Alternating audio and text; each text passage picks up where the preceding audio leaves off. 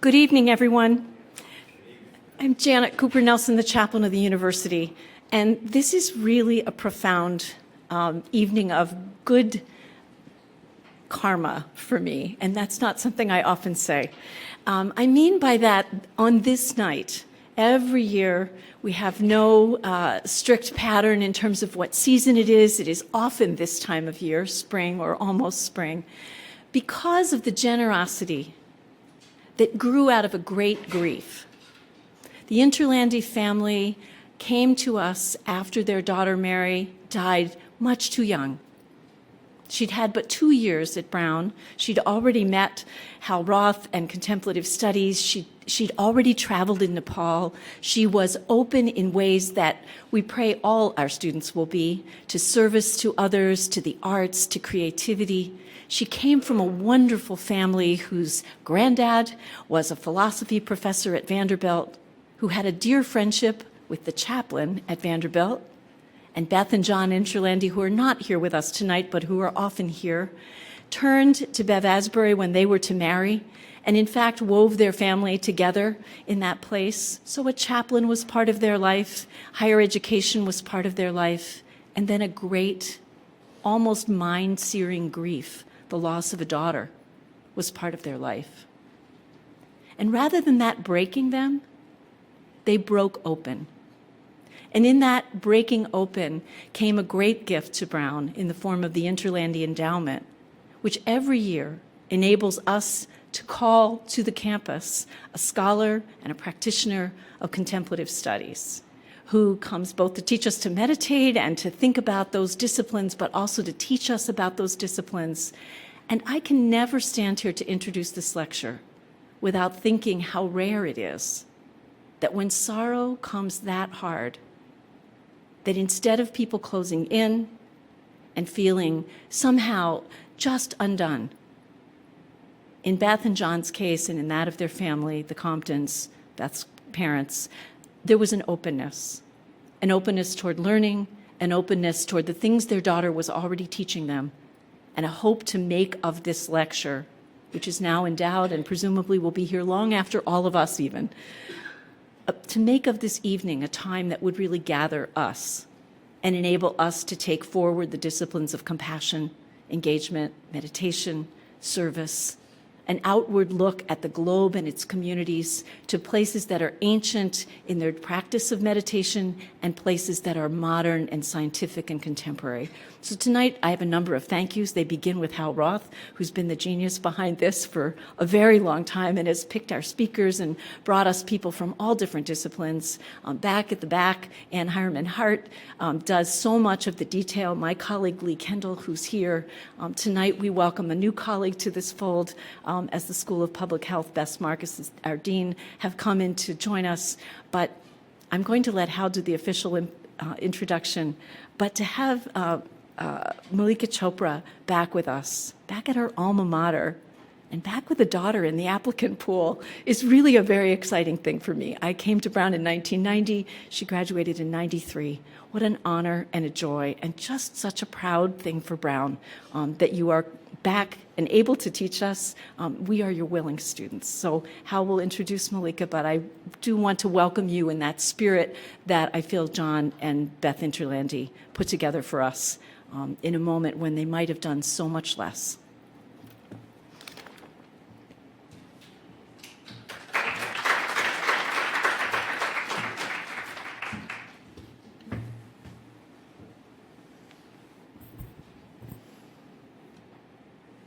Good evening, everybody.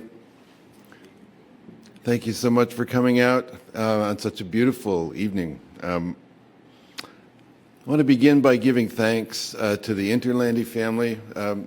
Mary was a sophomore here at Brown and was in the Great Contemplative Traditions of Asia class when we started back in the 2002-2003 academic year to talk about the possibility of contemplative studies.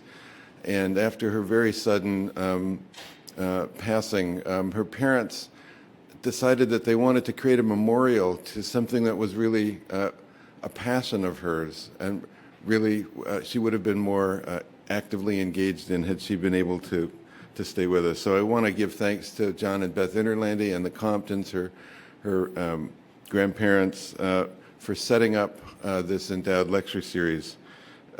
Also want to thank the Office of the Chaplains on Religious Life for taking in and developing and administering this fund, because contemplative studies didn't really exist as anything more than something we talked about. A bunch of us had talked about back at that point in time, and there was no administrative helm for this memorial lectureship fund.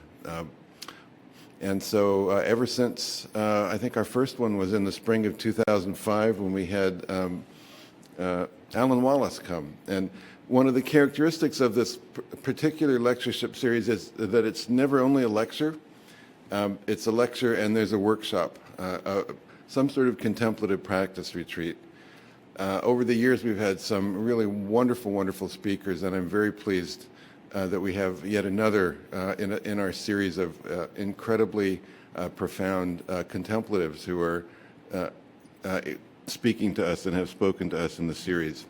When we started out, basically, I did most of the work, but with help from some student volunteers, but there's one person who's here tonight who's in the audience, and I really want to recognize her because I don't think I've ever had the chance to recognize her. She was the office manager for the Department of Religious Studies, and she voluntarily helped out with a lot of the details of organization that were just a little overwhelming for me. So I'm going to ask Gail Tetra, would you please stand so we can thank you?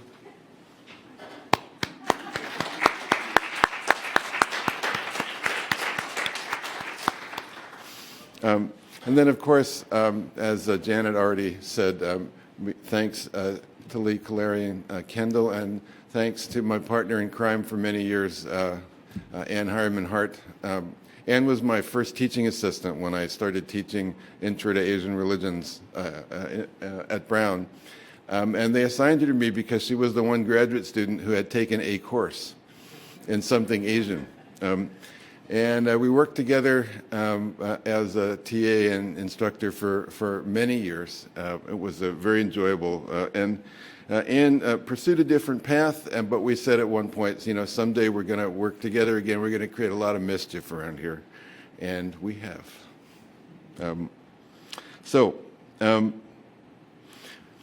How many of you are new to contemplative studies? So a few of you. So really what we tend to think of universities as places, and I think that's what you'll see in literature at Brown and other places, that help students develop critical thinking skills. But really in contemplative studies, what we're all about is, of course, critical thinking skills, but also critical being skills. We study and teach the practices of focusing the attention in a sustained fashion, both intentional and non-intentional, that have led people from all cultures and across time to deeper insights into the nature of human existence, and to realize more fully who they are and who they can be. We approach this from scientific, humanistic, and artistic perspectives, and we hope that our students are developing something that I've come to think of as contemplative intelligence, the ability to know what contemplative practices will do, where they come from, what the research is that supports them, and how they might be used as tools throughout their lives. Our speaker this evening, Mallika Chopra, has explored and developed critical being skills throughout her life, first here at Brown in political science, and through a number of possible careers that she had started to explore and then decided not to, including MTV in India, which was very interesting. And through deep engagement with transcendental meditation, being taught by the Maharishi Mahesh Yogi himself. Many young people today haven't heard of TM, but it really was a very, very important part of the cultural influences that I grew up with and that brought me to the study of meditation more seriously. Throughout her life, in addition to that, she's also developed her own very creative path devoted to family, society, and bringing a contemplative dimension to both. She will be talking tonight about her teachings on intention and intent.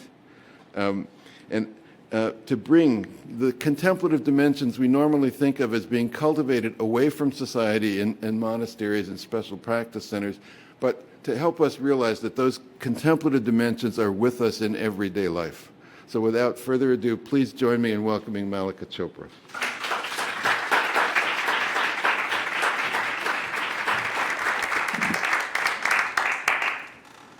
Hello, can you hear this? Okay. Thank you everyone for being here. I graduated from Brown in 1993, and I came back for the first time after 19 years, and now recently I've been coming back more and more, and I want to thank Harold, who has been there since I started coming back, and Bess Marcus at the School of Public Health, where I've done a few things now. I love being back here in Providence. I live in Santa Monica, California.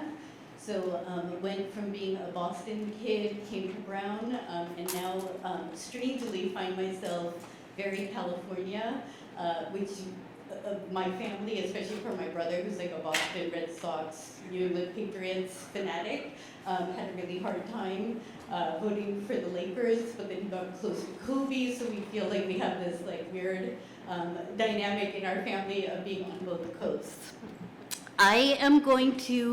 I'm just debating, I'm actually not going to use the slides. So I'm here to talk about my journey. I call it my somewhat messy journey to purpose, peace, and joy. And what I'll be doing, really, some of you were there yesterday, we did more practice. Today I'm going to first share a bunch of stories. And my goal in sharing these stories is really actually for you to think about your story. Many of you probably have gone through different points in your life that have made you stop and reflect. And for some of the younger people in the room, I guarantee you will go through these phases. And that's part of the journey. It is a messy journey. So I'll begin with just sharing a little bit about my background, because when I open it up for questions, inevitably the first question I get is, what is it like being Deepak Chopra's daughter? So I figure I'll just answer that up front and save time. So I grew up in Boston, as I said. My parents came here in 1970 for my dad to do medical training. At that time they were recruiting a lot of doctors from India.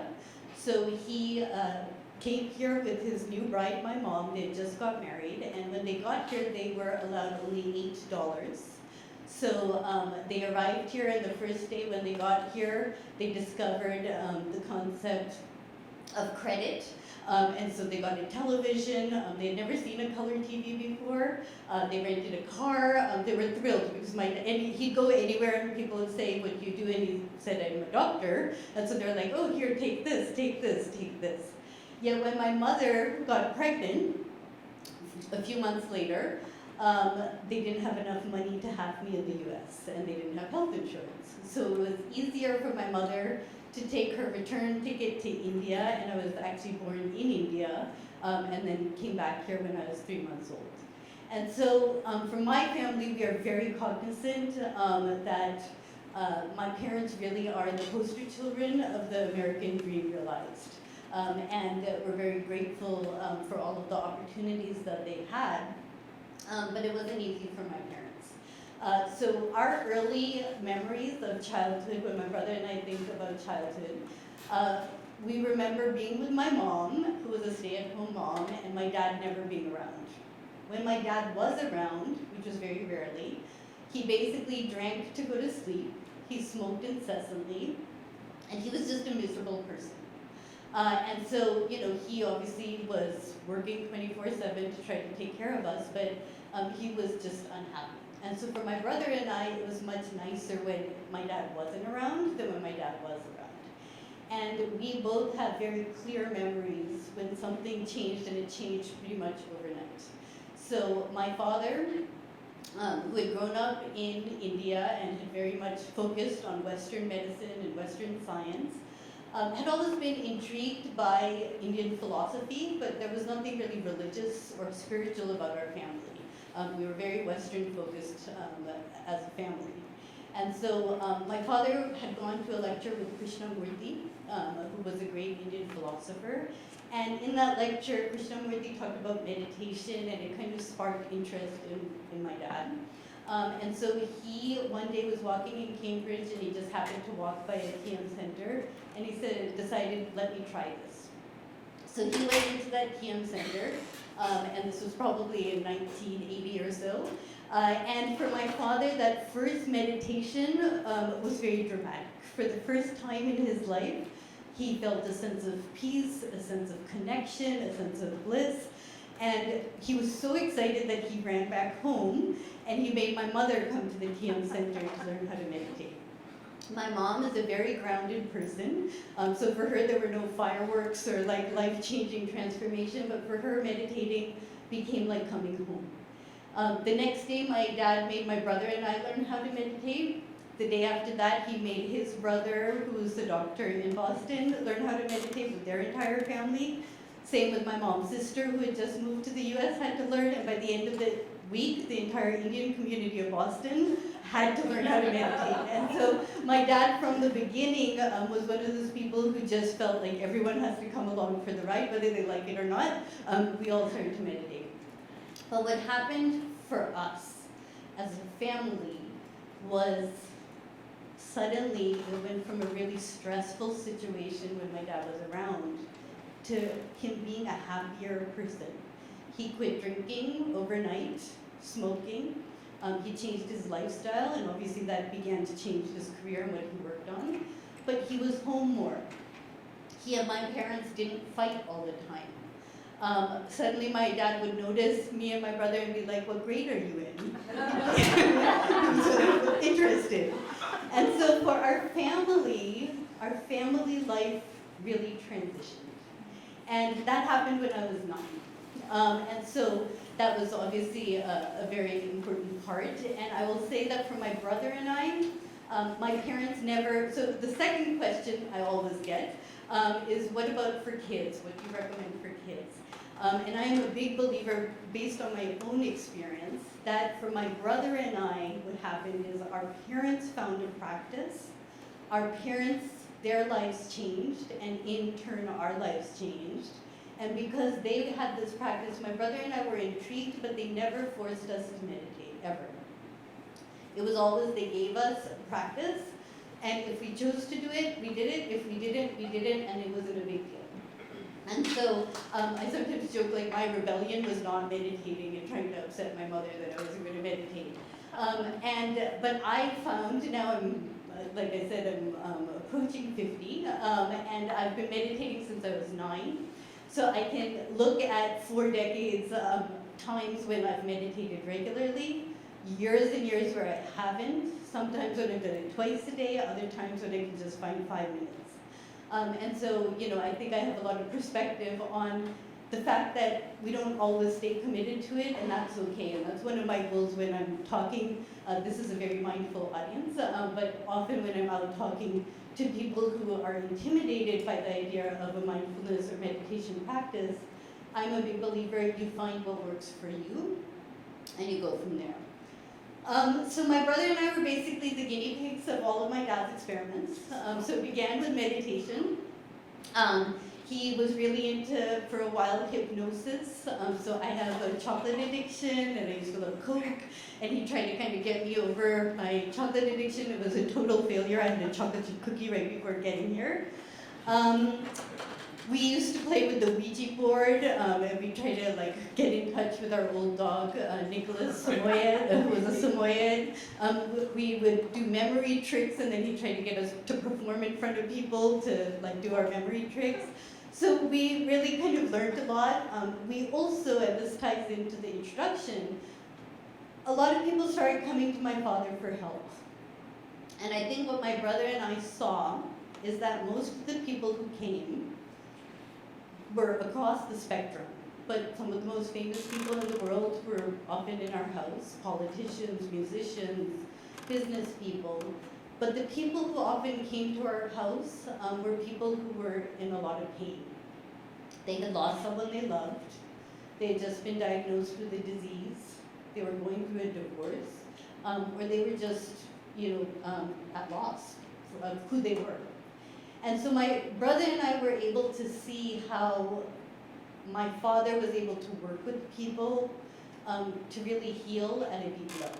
And that obviously stuck with us as we both developed our own careers. So one of the other things that my dad taught us about was this concept of intention. So after our meditations, he would often ask us, and maybe I will pull the slide up, to repeat a phrase. And I'm just going to pull that up because otherwise people ask me to repeat it all the time. So excuse me for 1 second. I'm sorry. Oh. You know what? I'll just leave it. So, oh, it is right there. Sorry.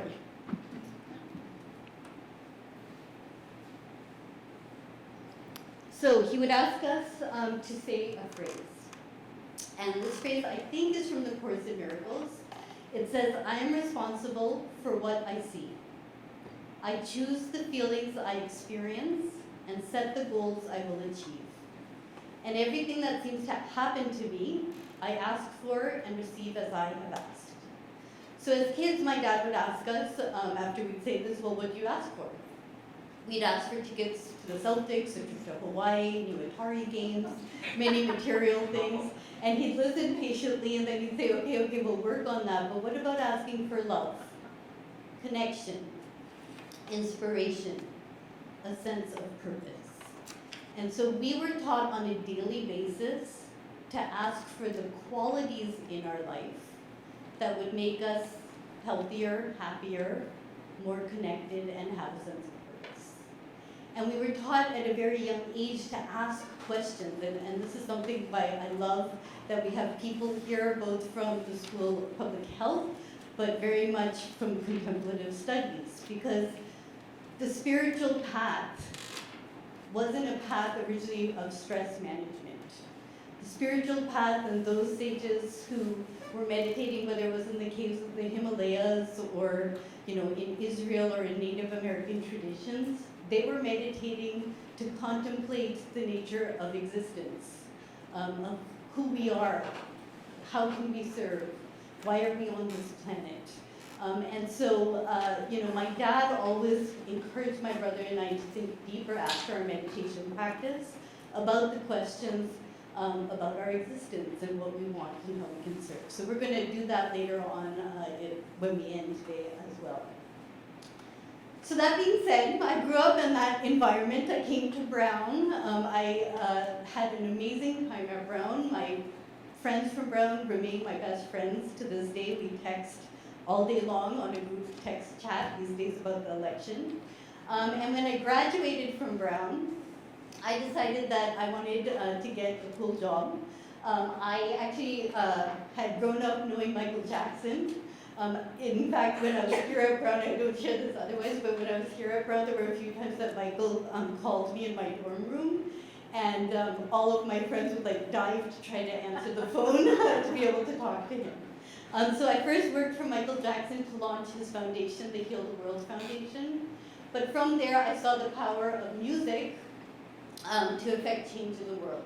And so for me, at that time, MTV was just launching internationally. They hadn't launched. And so I decided that the coolest job I could get would be if I could go work for MTV. And so I had this very clear, direct goal of going to MTV. It took me 9 months to get this job. I started as an assistant in New York, but within 3 months, I convinced my boss that they should launch in India, and to launch in India, I would be the perfect person to launch them in India. So this was like a year and a half after Brown was 22 years old, 23 years old. I said, I know all these musicians. They knew I knew Michael, but I didn't really know others. I knew all these musicians. I could speak Hindi, which I took a little Hindi at Brown, but I cannot speak Hindi to save my life. And I said, I'm majorly connected there, which I wasn't, but I was always a good storyteller.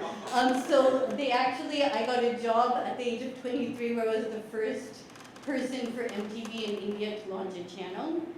And my job was literally everything from business development to marketing to satellite distribution to doing videos in the streets of Bombay. I did a video with Gwen Stefani and No Doubt. It was an incredible experience. So at 23, I had the dream job. I was flying between India, Singapore, London, New York. I met my husband at the first ever rave in New Delhi, a very non-Chopra-esque type of meeting. And I was living the high life. And what happened is one day we had just sold our first ever sponsorship package for MTV. We were driving from our kind of corporate office where we had made our presentation back to our 5-star hotel. And we were in a limousine, we had a bottle of champagne, and we were celebrating a huge success. We had had a very successful day that day. And as we were driving through the streets of Bombay, we found ourselves stuck in traffic, something that's very normal for anyone who's gone to India. Now in India, at that time, when you were driving through Bombay, you had to go through a lot of slums. Now what they do is they have these flyovers, I'm sure you know, so you don't really go through the slums anymore. But in those days, you had to drive through the slums. So we found ourselves stuck in traffic, and what should have taken 10 minutes had already taken an hour. And we were just inching along, we were wondering, what's going on. And as we inched along, we finally saw the source of this traffic, which was in a slum, a group of about 50 kids. These kids were in torn clothing, shoeless, you could see the malnutrition in their stomach. And they were all blocking the streets because they were mesmerized by something on the side of the road.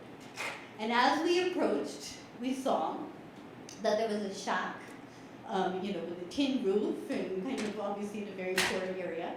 And these kids were like staring at something in the shack. And as we approached, we saw that there was a television hanging by wires in the shack.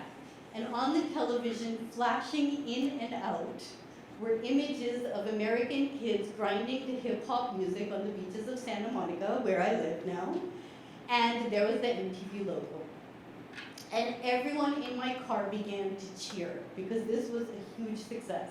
We had just sold our first ever sponsorship, and here, look, MTV had literally reached every corner of the planet. While everyone in my car cheered, my heart stopped. And I thought, oh my God, what am I doing? What am I doing? I had the dream job, but I had been brought up thinking about deeper questions and how can I serve.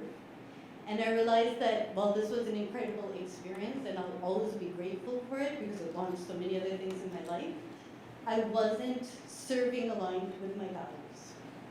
And so at 23, 24, I gave up this dream job. I was engaged.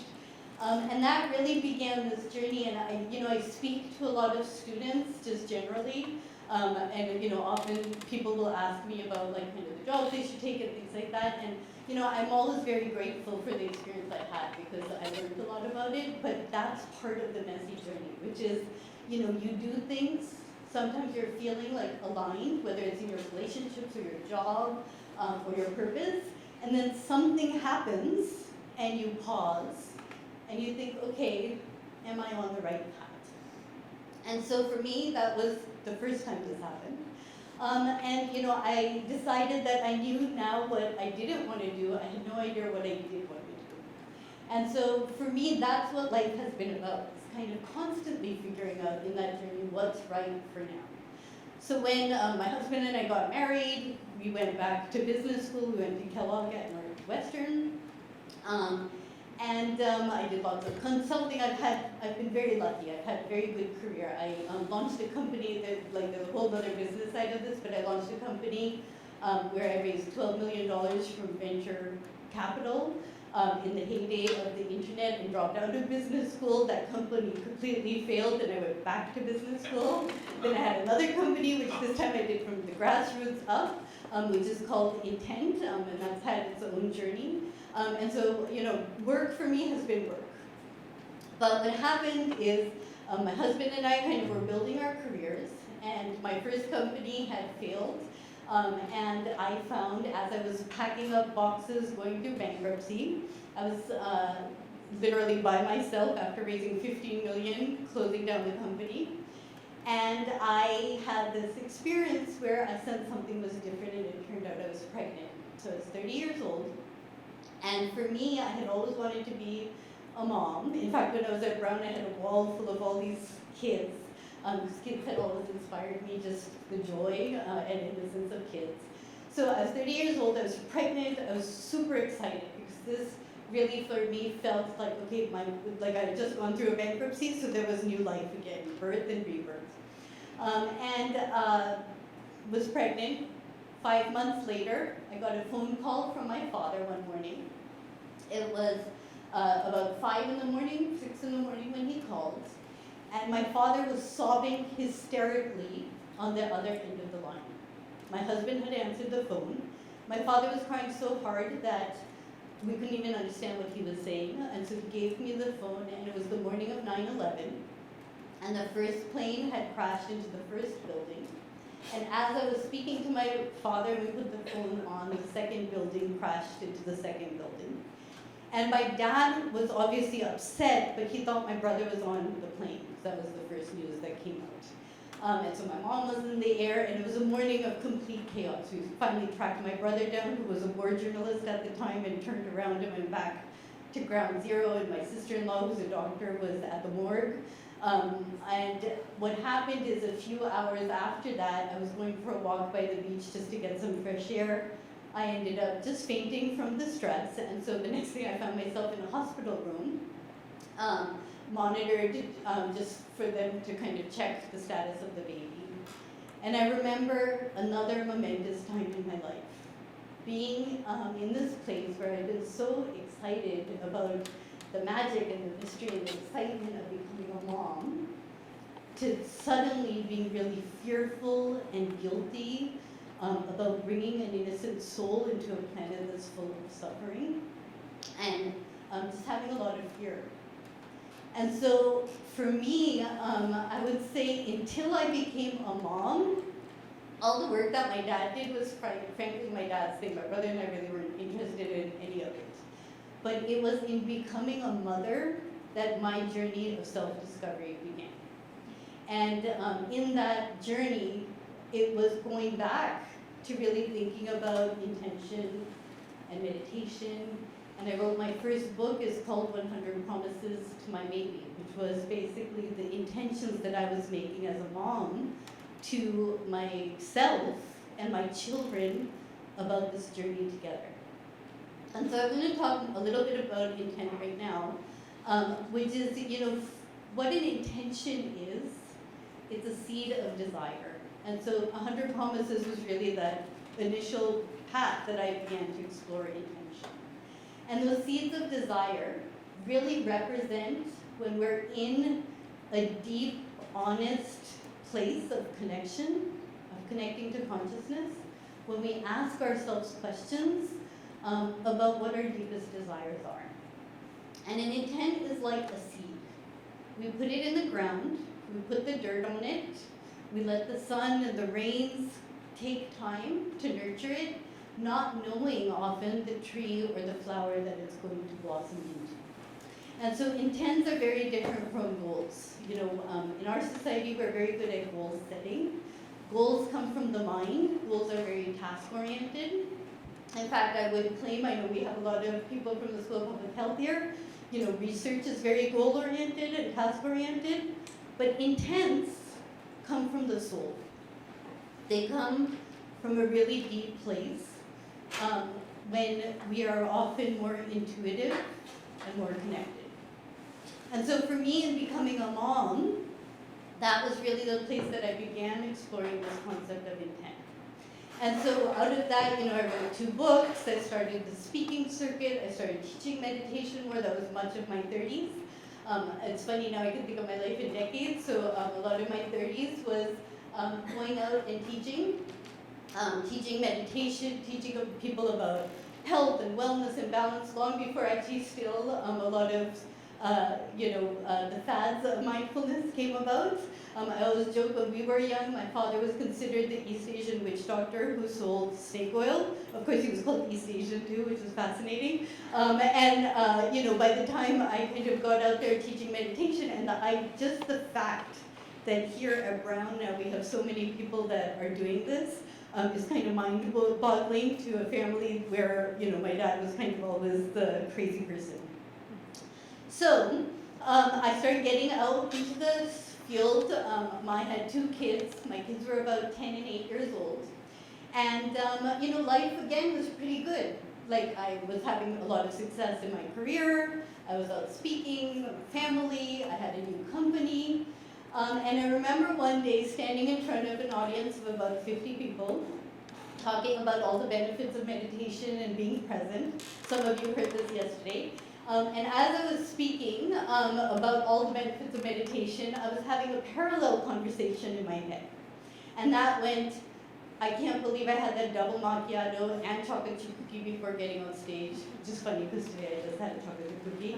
I have to send that note to my investors. I have to go pick up the dry cleaning. I forgot to send the permission slip for my daughter's field trip to school. And I found that I was having this conversation with this audience about being present, but I was having a completely different panic situation going on in my head. And I literally almost witnessed this double situation where, you know, I was kind of having 2 experiences at the same time. So I kind of realized that, and I decided, you know what, I'm going to ask the audience to meditate. It's a great tip. If you ever don't know what to do on stage, just ask everyone to close their eyes and meditate. And while everyone sat there meditating, they all had smiling, happy faces on their face. I kind of had a panic attack on stage, where I was like, what am I doing? Like, I realize I'm exhausted.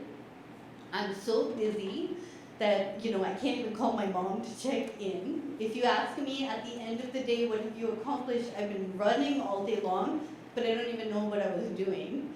And so I kind of really looked at that on stage while everyone else was happy. And I kind of made a decision on stage that day that I am going to really explore once again these practices. Because it's great to talk about them, but it's another thing to really explore and live them as well. And so that became the seeds of my book, Living with Intent. And what I did, because I'm lucky, I went and reached out to great teachers. So I thought, okay, if I have this sugar addiction, maybe Andrew Weil can help me with that.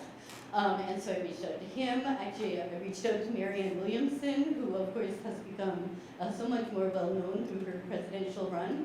I reached out to Eckhart Tolle, which I'll tell that story later.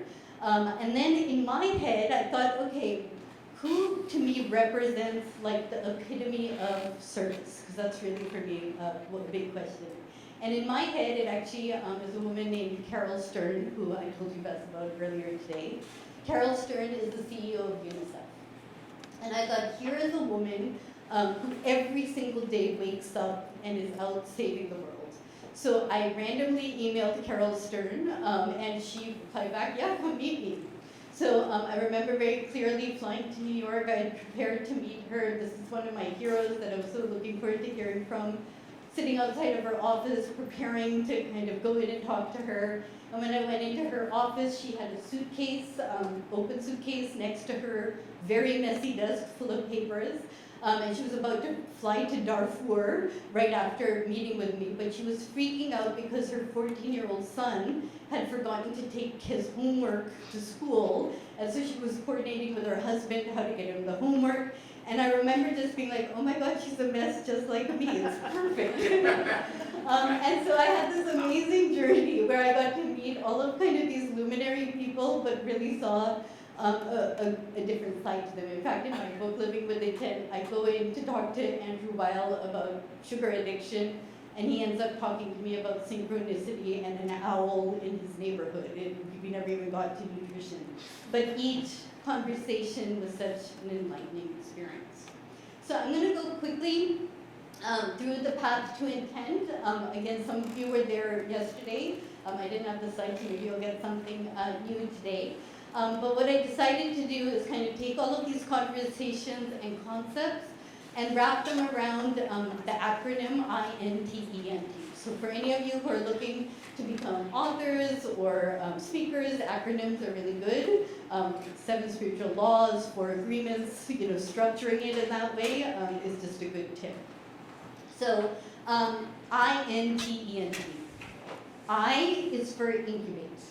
Now, incubate is not the sexiest of words, but I feel like incubate really represents the first and most important aspect of living with intention. And incubate is finding that practice that brings you silence, that brings you connection. So for me, it's a meditation practice. Recently, only in the last year, I've become more involved in yoga and a yoga practice. I once wrote an article for Huffington Post about how embarrassing it is to be a Chopra in a yoga class because I can't even do downward dog. People always used to assume that I was a yogi and I literally can't do any yoga because meditation's been my practice. But the most important thing is incubate is about finding that quiet space. So when we plant a seed, like I said, we plant a seed deep in the ground. It's a quiet, it's a dark place, it's consciousness, it's being connected to spirit. And so when we have a practice, we feel more comfortable with that space. Incubate also recognizes that there are no quick solutions. When we have a baby, it takes time. It takes time when we plant a seed. And often we don't even know what it's going to become. But the process itself trusts that in planting that seed in that place and connection, that it will manifest into something beautiful. And so for me, when I talk to novices in this field, I really stress finding that practice. And it may take a while, it may be different practices, it may shift at different times in your life. But really it begins with incubation. Notice is another interesting one. So when we were young, one of the other games that my father would make my brother and I play was to go through a day without criticizing, condemning, or complaining. So he called it the 3 C's. And he would challenge us, and of course he'd make it a game so one of us could win, and my brother was an annoying little brother who would try to make me lose all the time. But we were not allowed to verbally criticize, complain, or condemn, and mentally, of course, if we did, we had to shift our dialogue. And it's really powerful, and I encourage all of you today when you leave this lecture to go between now and bedtime, try to shift your internal and external dialogue. So for me, what happened is at this time, I realized that my dialogue was, I'm exhausted, I'm overwhelmed, I'm stressed, I'm frustrated. And as I consciously started to shift my dialogue externally, I also began to shift my internal dialogue. The other thing is I talk a lot about my sugar addiction. I've become so LA that every week I'm either on a soup cleanse or a juice cleanse or an intermittent fasting or whatever the latest thing is. And I made a shift where I decided, you know what? I'm just going to pay attention to how my body feels. And obviously, if I have 2 chocolate chip cookies and a double macchiato, I'm going to feel sick. And so maybe I can just have 1 cookie or make tea instead. And so I really just made this shift instead of trying to force myself to do things, to really just pay attention to my body. So notice is noticing what you're thinking, your mental dialogue. It's noticing your physical body. But also noticing is noticing what's happening around you all the time. So often we're so goal-oriented that we don't even notice the person sitting next to us who may be able to open a new part of a magical journey for us. We may not notice why the person we were thinking about suddenly called us, or why we ran into someone in an elevator. So yesterday in our workshop, I spent a lot of time on introductions, because sometimes we just need to hear what someone says to spark a new idea. Or that's really the seeds of synchronicity. When, magical things happen, they seem like they happen by chance, but they actually happen on purpose. So the third thing, I'm not going to go through the exercise because we are running out of time, but we did it yesterday, is a balance wheel exercise. So soon after I kind of had this moment on stage, I was going home. My parents have a place in San Diego. And when my kids were young, I used to just go there so that my mom could take care of everything. She could cook the food and take care of my kids, and I could just like sleep and rest. And so this was one of those weekends where we went down. And in typical fashion, my mom was cooking dinner, my kids were watching a show, my husband had gone for a run, and my dad was sitting on Twitter. And so I was sitting in the room, and I thought, you know what? I should talk to my dad about what's going on. Now, in my family, we go to my mom when we have a problem. The rest of the world may go to my dad, but none of us go to my dad, we go to my mom. So I went and I sat by my dad, and I said, you know, Papa, I want to talk to you. I think I'm feeling stressed and overwhelmed. And I remember my dad was typing on the computer mid-tweet, and he kind of looks at me. And I see suddenly in his face utter and complete panic as he tries to find my mom to come and deal with my situation. And so I saw this panic in my dad's face, and I said, you know, Papa, no, it's okay. I just, you know, I'm feeling overwhelmed. I don't even know why. There's nothing like urgent, but like there's just this feeling of not feeling balanced and connected. And I literally watched my dad go from like utter panicked father mode to taking a deep breath and going to Mallika Chopra mode and being like, okay, we can handle this. And so what we did, we took out the work of Dr. Dan Siegel, which many of you may be familiar with. Dan has written numerous books and is one of my mentors. And we looked at the mind-body platter that Dan, based on his research, looks at in terms of, you know, what we need in our lives for healthy living. And so based on Dan's work, and this is what we did yesterday, and I have it in my book, is we came up with this balance wheel, which really looked at kind of the whole of life. Not just the physical, mental aspects of life, but also healthy relationships, whether it's family or workplace, financial security, or do you like what you do every day, whatever it may be. Intellectual stimulation, do you laugh, do you play? And of course, spiritual connection or a sense of purpose. And so this exercise, and we did it yesterday, and I'm not going to do it today because I want to have some time for Q&A. But what this exercise does is, and what we did yesterday is, you know, just sitting and asking yourself questions. Do I feel rested? Do I get enough sleep at night? Do I eat healthy food? Do I move? How are my relationships in my family, in my community? And on and on. And what you do is you kind of do it from struggling to thriving. And what it did for me is it broke down this feeling of just feeling overwhelmed to saying, okay, I'm actually pretty okay when it comes to moving and sleeping. I'm okay when it comes to relationships. For me, I realized I have, at that time in my life, between work and my family, I had zero intellectual stimulation, zero creativity. I had stopped reading books and poetry, the things that had fed my soul because I was too busy. But of course, I had enough time to surf Facebook at the time, and it just gave me insight in terms of my behavior and how it was feeding my soul. And this is, again, the beginning of, someone asked a great question yesterday, because when people were sharing their experiences, not many people were like talking about solutions. And again, I think that goes back to the difference between intention and goal setting.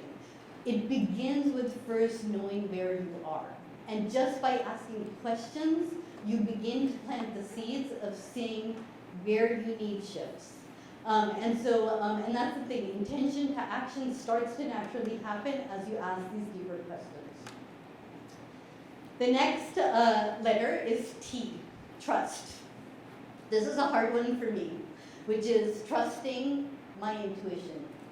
Trusting that when I ask myself certain things, trusting the answer. So for me, the big struggle at this time, in my life at that time, was, you know, should I be working and launching a company, or should I be at home with my kids? And obviously there was some like balance in between, but I felt so much pressure in terms of investors and what I was doing on a corporate, in my own company level, and then just wanting to be a mom, which, you know, had been my lifelong dream.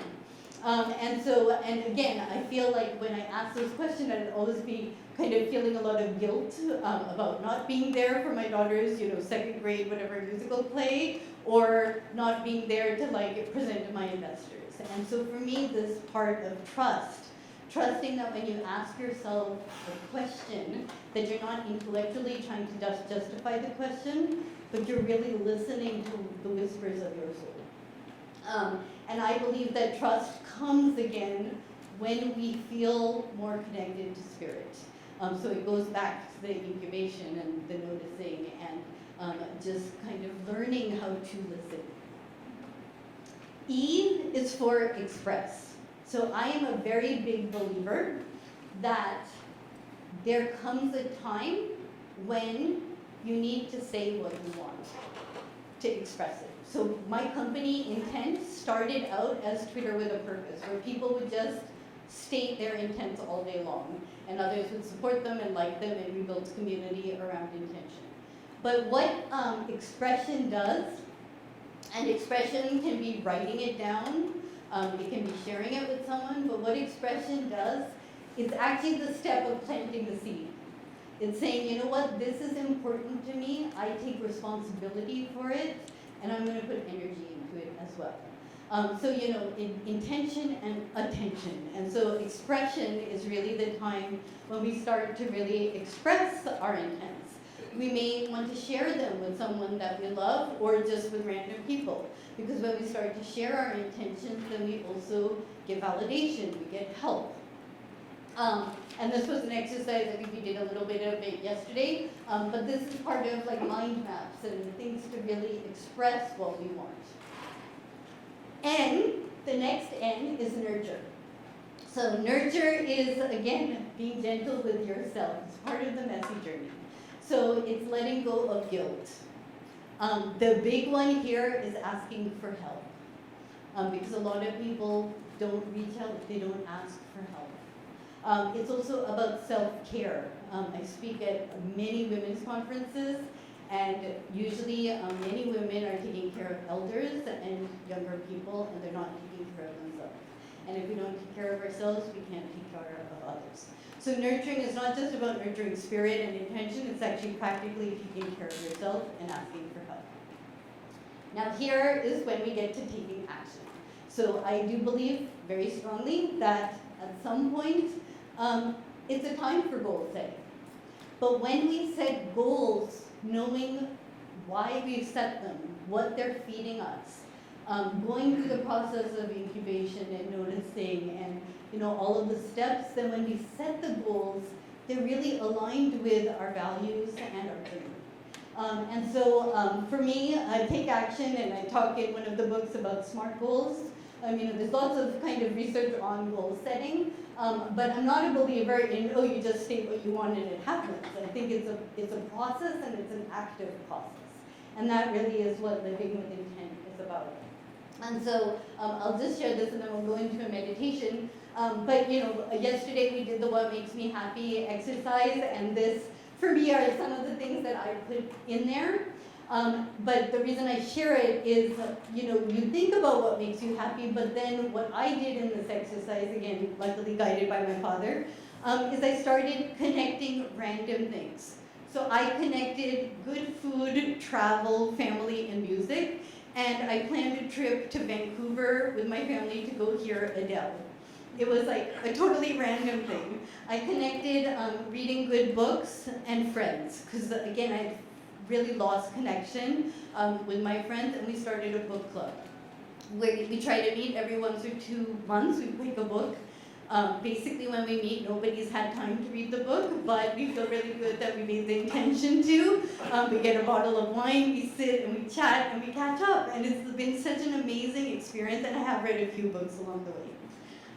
So what I'd like to do now is actually do a meditation together. For some of you, this will be the same meditation that we did yesterday.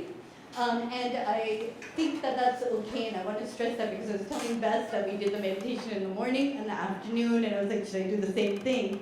But part of it is habit making. And so we'll do a short meditation, it won't be a long one, but I'm going to teach you a basic mantra-based meditation. We'll do this meditation, I'll explain what we're doing. At the end of the meditation, I'm going to ask some questions. So really this meditation incorporates kind of the mindfulness, the mantra-based meditation, and then self-reflection. And so after we do that, I'll just share another quick story about my meeting with Eckhart Tolle, which I did as a TEDx talk, and then maybe we'll have some time for questions, okay?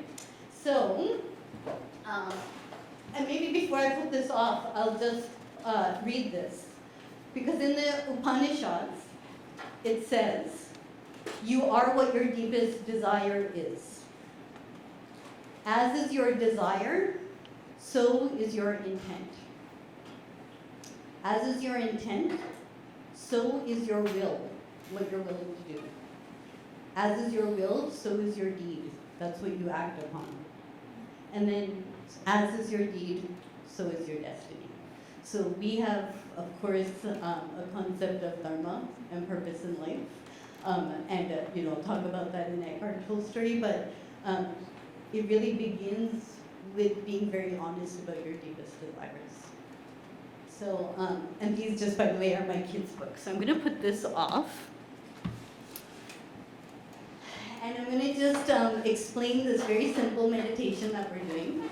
It's a mantra-based meditation. So mantra is a Sanskrit word. Man is the root for mind. Tra is the root for instrument. So a mantra in Sanskrit means an instrument of the mind. So in this meditation, we use a primordial sound mantra. Now a primordial sound, you can think of as the sounds of the universe. So think of the sound of a wave hitting the beach, the breeze going through trees, the sound of children's laughter. They're sounds that stimulate our physiology in different ways. So there's a rich tradition of mantras. Some mantras which have specific intention, but other mantras where really the use of the mantra is to settle the mind. So we are going to use the mantra, I am. Simple. I, A-M, am. Now, I am is similar to Om. I am. It's the infinite to the finite. So I am. Om. Amma. Mama. Amen. Abraham. You find similar sounds across cultures around the world. And so we're just going to use I am. For some people, if you want to use aham or your own mantra, go ahead and do that. But I am is an easy mantra to remember. So in primordial sound meditation, what we're going to do is in your head mentally, you will just repeat the words I am. I am. I am. What will happen as after saying it 5, maybe 10 times, your mind will begin to wander. And so you'll think, oh, I have to go to the bathroom, what am I going to do for dinner? And that's how our mind works and is completely normal and natural. So one thought usually triggers another thought, triggers another thought, triggers another thought, and that's how our mind works. And there's the whole mechanics by which, that's memory leads to desire, which leads to action, which leads to kind of this thought process. So, I think I'm feeling tired, maybe I'll have a cup of coffee, maybe I'll have a cookie, I shouldn't have the cookie, I have to go and make something when I go home, and so, one thought triggers another thought. What we're doing in this meditation is we're introducing this sound to just break the cycle of thoughts. So it will be thought, thought, thought, thought, mantra, I am, I am, I am. And then thought, thought, thought again, distraction, I am, I am, I am.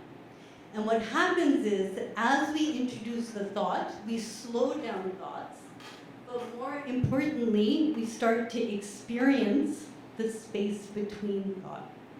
We start to experience the one who is having the thought.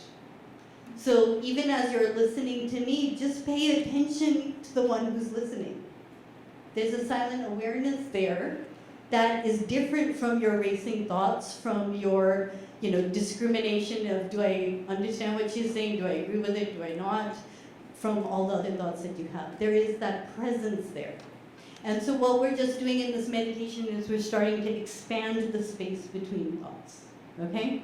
For those who fall asleep regularly, no rocket science, you're not getting enough sleep, so we look at your sleep patterns. And that's often a question I get, is like every time I try to meditate, I fall asleep. My point is, then you need to sleep more, basically. So in this, it's really a state of restful awareness. So what we're going to do is I'm first going to take you through a very quick body awareness.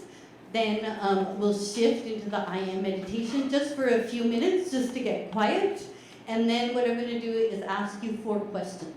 When I ask the questions, don't feel the urgent need to intellectually answer or justify the questions. Just experience the answers. Just experience it.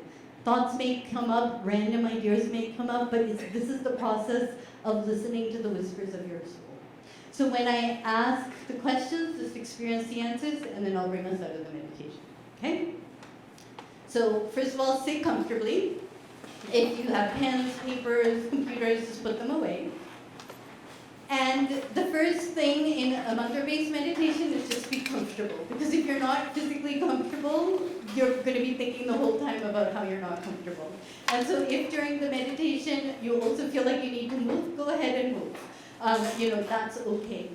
Because that will just take away that distraction. So be physically comfortable. We recommend closing your eyes.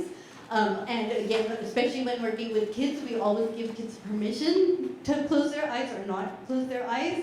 You only close your eyes if you feel safe and comfortable. So if you feel safe and comfortable, close your eyes. And what closing our eyes does is it just takes away another distraction from the environment. So close your eyes. And to begin, just take a deep breath in and and another breath in and out. Now we'll just begin by putting our attention on our feet, thinking about the grounding earth beneath us, and just honoring that space, that earth that nurtures us. Now you can put your attention on your feet, on your ankles, and just shift your attention to that area, taking a deep breath in and out. We're going to just shift up your legs to basically your seated position. Noticing the power of just shifting attention from one part of the body and that choice that you can make, the real you. So focusing on how you're sitting, your posture, just take a deep breath in and out.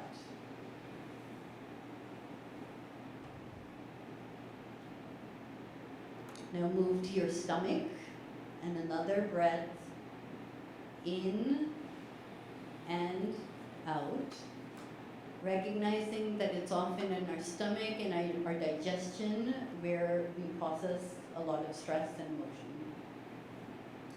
Move up to your heart, and again, a breath in and out. We'll now just move up to the senses. So as you breathe in through your nostrils, just feeling the power of bringing oxygen in and out. Even with your eyes closed, the power of seeing, the power of sound and hearing, taste.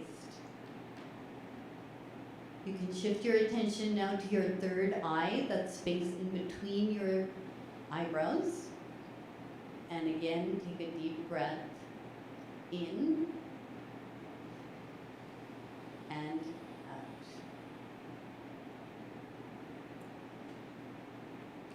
Move up to the top of your head. And as we take another breath or two in and out, I want you to pay attention to the space between your head and the roof above. So take a breath in and out. And now with this next breath, shift your attention to the infinite space above the roof and the building above, up into the skies and the infinity of the universe.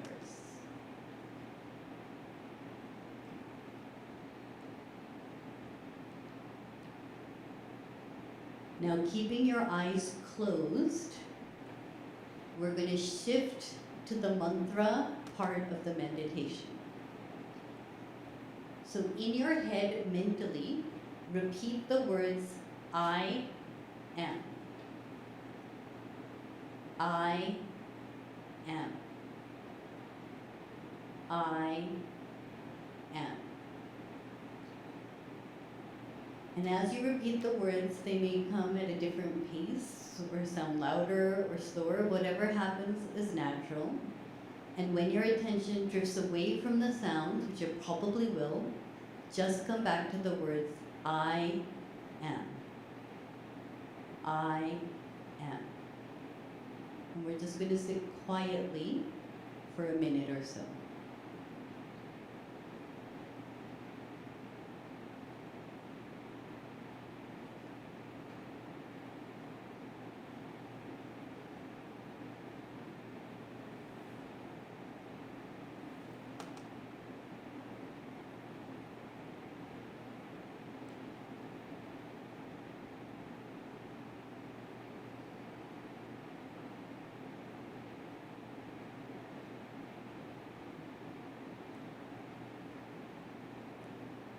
Now, keeping your eyes closed, you can stop repeating the words, I am,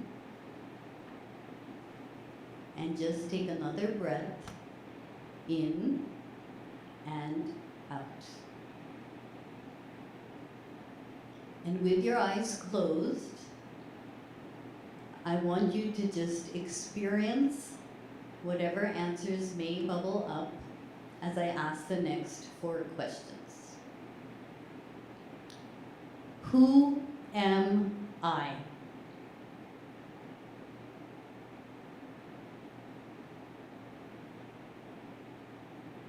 Who am I?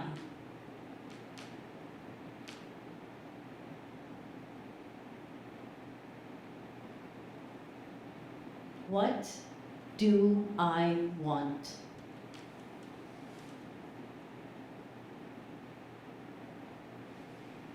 What do I want?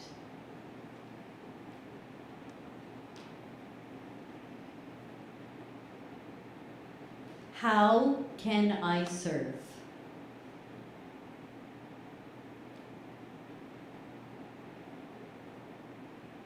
How can I serve?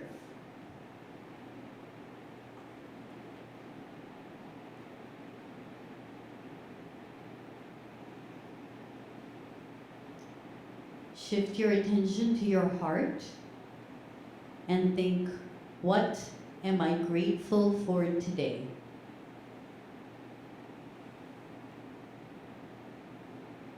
What am I grateful for today?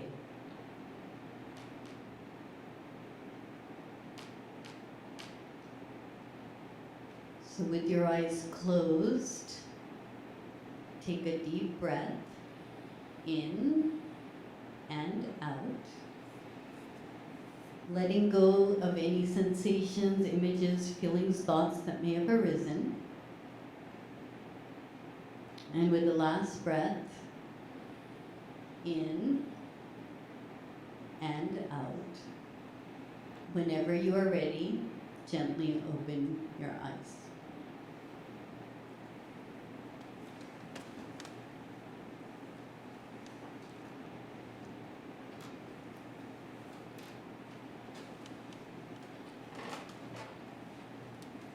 So as people come out of the meditation, I'm going to end with a really quick story, which is about my meeting with Eckhart Tolle for my book.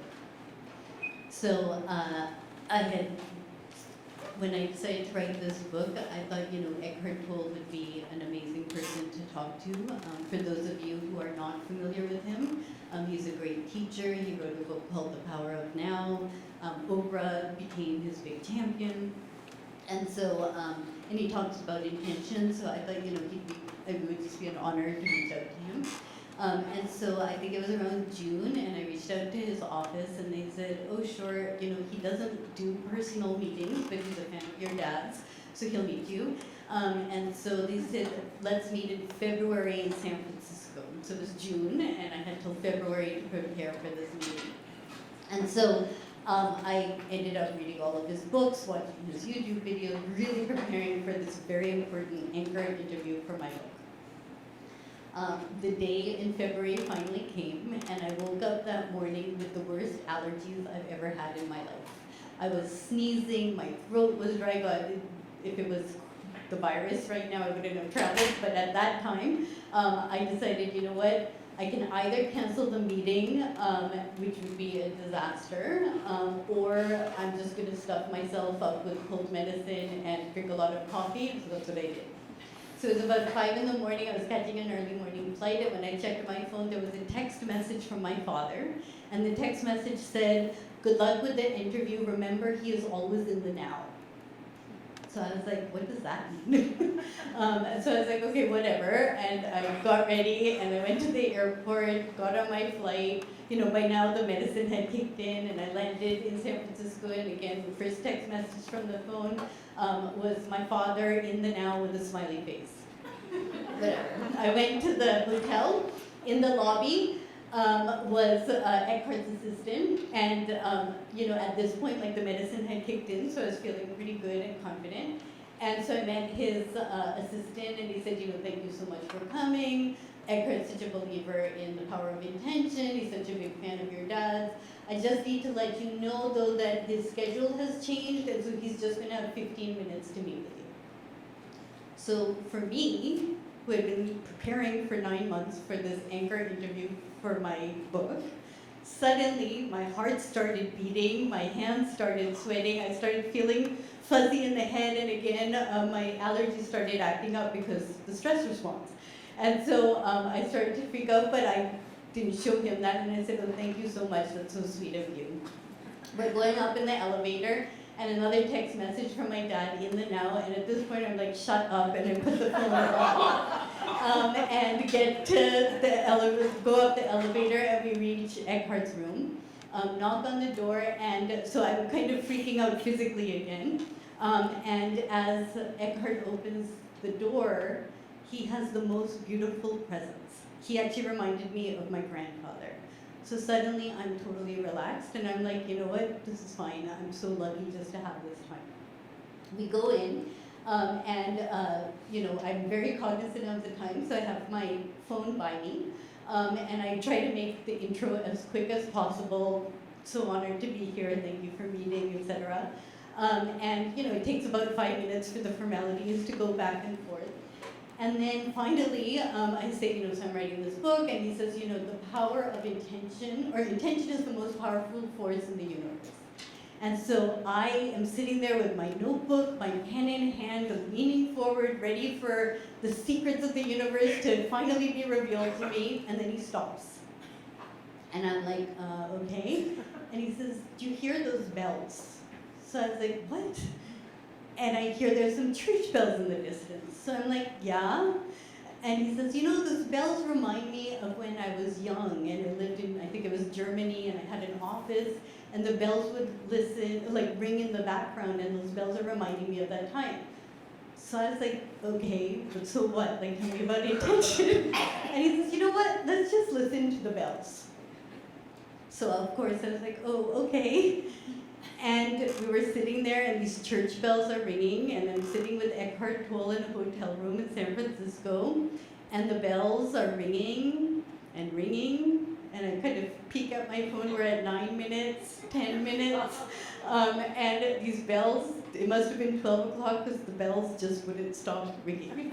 And so finally, I remember very clearly having this very goal-oriented mission and sitting with Eckhart Tolle, listening to bells, and suddenly being like, you know what, I gotta let go and just be here now. And I had this real transition from a physical fight, flight, fear reaction to just being present and suddenly being really clear and happy and connected and listening to the bells of Eckhart Tolle. And the next thing I knew, there was a knock on the door, our 15 minutes were up. I hadn't even got up when he answered to the question. I put my hands together to thank him and leave. And he said, no, Malika, sit down. And he spent an hour and a half with me talking about intention and purpose and egoic intents and non-egoic intents, and really gave me his full time and attention, and it was beautiful.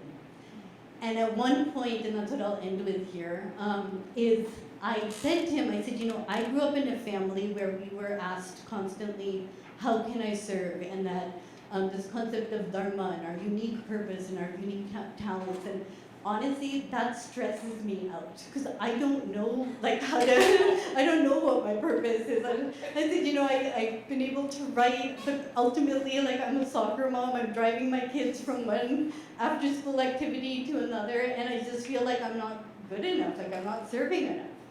And Eckhart said something to me which was so beautiful. He said, you know, Malika, never underestimate the role that you are playing.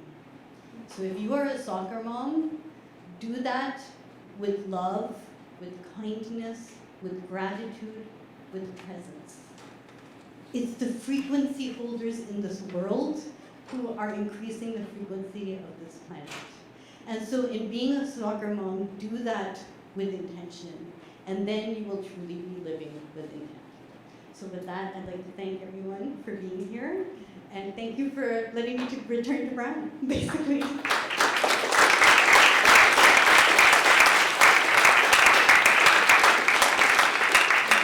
So I know Harold's looking at the time.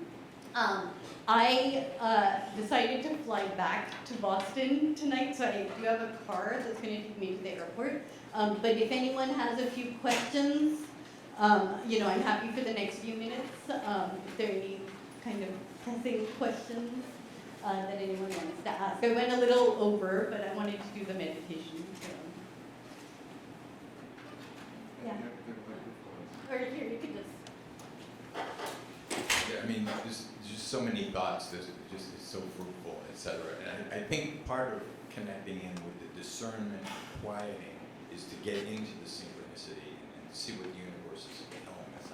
I'm just a big believer. It's there. You can just quiet it down. And one of the things recently I'm realizing too is it's not always what we think of the positive.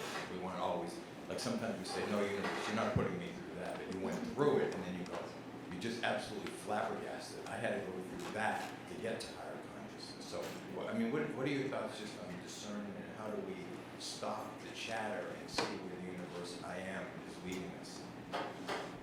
It's such a good question, and especially in times of extreme suffering, you know, we can't, I mean, just the basis of this lecture of someone losing a child, and sadly in our community, we lost a child a week ago, and so, you know, there's no kind of intellectual, even spiritual, like, solution to why did that happen. I think my only,